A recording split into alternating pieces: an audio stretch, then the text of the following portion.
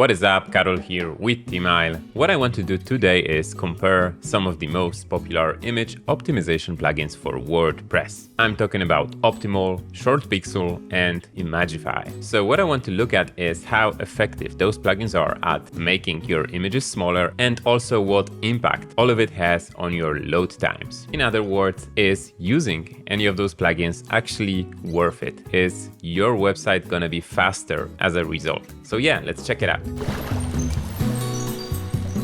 Okay, so what you're looking at is just a standard WordPress page. I do have a couple of graphics here, so I do have a background image. I do have a couple of other nice looking images of various plants and also various coffee related images. And I didn't optimize those images in any way. They are kind of on purpose, rather big and rather unoptimized, because yeah, I want to see how good the plugins are gonna be at making this a bit better. So yeah, just as a baseline, let's do some testing. Let's check out how fast this page can load and what the overall size of this page is gonna be. So let's go to web page test. Let's enter the page. Let's do some quick testing just to get a baseline of this page's performance. So yeah, this can take a couple of minutes. And okay, the numbers are in. So we are at around 1 second when it comes to FCP. Getting to LCP takes nearly 3 seconds, which is kind of a lot. And then the total size of this page is around 1 megabyte, with the total load time being at around 3 seconds. Cool, so that is the baseline. Now let's check out what we can do if we enable one of those image optimization plugins. So I already have all of them installed on this website. I just didn't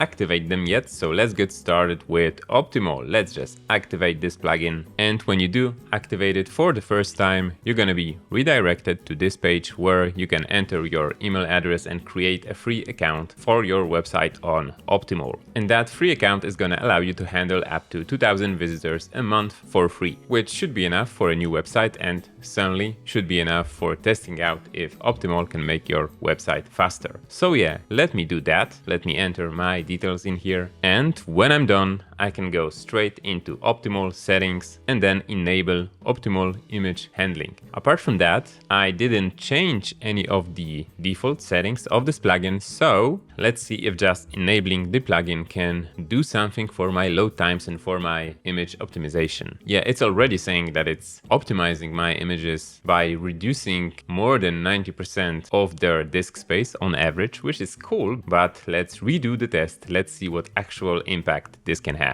Okay, and we are back, and as you can see, we did manage to reduce FCP by a tiny bit, but we achieved much more when it comes to LCP, and the total page size did get reduced significantly to just around 240 kilobytes, which is great, with the total load time being at around 1.3 seconds. Cool, alright, so I'm liking that. When I go to my page and refresh it, all the images look just as awesome as they did, so no visual degradation in here, so that's cool. I'm happy with this result for sure. So now let's see what we can get with ShortPixel. Okay, so let's go to plugins. Let's deactivate Optimole. Let's activate ShortPixel. Again, just like with Optimole, when you first activate this plugin, it's gonna ask you to create an account, which will then allow you to get the API key to the ShortPixel service. Okay, and when you do create an account, you're gonna be redirected to the main ShortPixel panel. In it, you can take care of a couple of settings. As you can see, ShortPixel is recommending to enable background optimizations for images. So let's do that, maybe background mode. Yeah, apart from that, I don't think I'm gonna be changing any of the default settings, just, to see how effective this plugin can be at optimizing images just right out the box. So let's go back to web page test. Let's redo the test again. Alright, and we are back. So just as last time, the results are much better than the baseline. We are at 1.5 seconds of LCP. We are at around half a meg when it comes to the size of the page, and the total load time is at 1.5 seconds. Yeah, I'm very happy with this result as well. Let's check the page again, the page itself. So after reloading it, all the images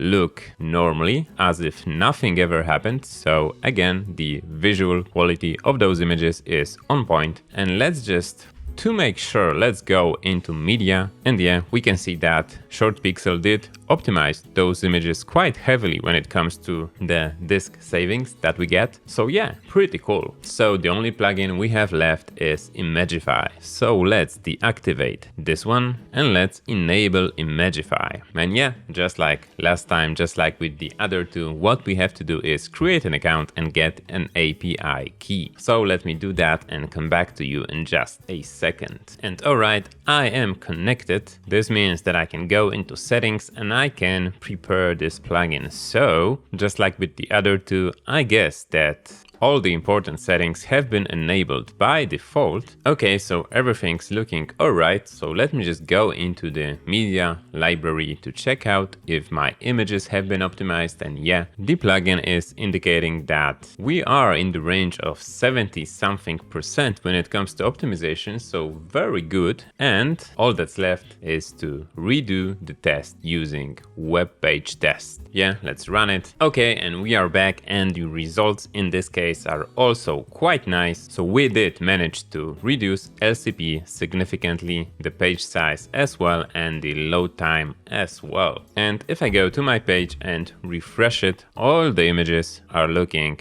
just as nice. Alright, so those are the results, but of course I'm not gonna leave you hanging like that. Let me put all of those numbers, I mean all the numbers that you can see here on this page, or at least some of the most important ones for this test. Let me put it into one Google spreadsheet and let's check out how those plugins compare. Alright, and I am back. So this is the master spreadsheet. So what we have here are all the numbers, all the FCPs, LCPs, page sizes, and total load times. So we do have all the before values, which are the same for all three plugins, of course, because this is the baseline that we had before enabling any of them, and then we have the after values, the values after optimization. So we can see how this has been going for each plugin. So when it comes to FCP, Optimole has managed to reduce FCP the most. It's more than 8% better, which is a great result, I think. Then if we go to LCP, all the plugins have done an excellent job actually at that one. The results are very similar. They are better by around 40%